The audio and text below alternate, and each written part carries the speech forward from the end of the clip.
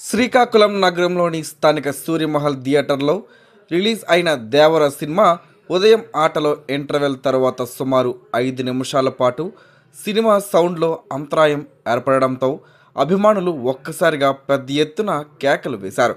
దీంతో 5 నిమిషాల పాటు సినిమాను యాజమాన్యం నిలిపివేసి సరిచేసి వేయడంతో ఎటువంటి గొడవలు జరగకుండా శాంతిగత వాతావరణం నెలకొంది.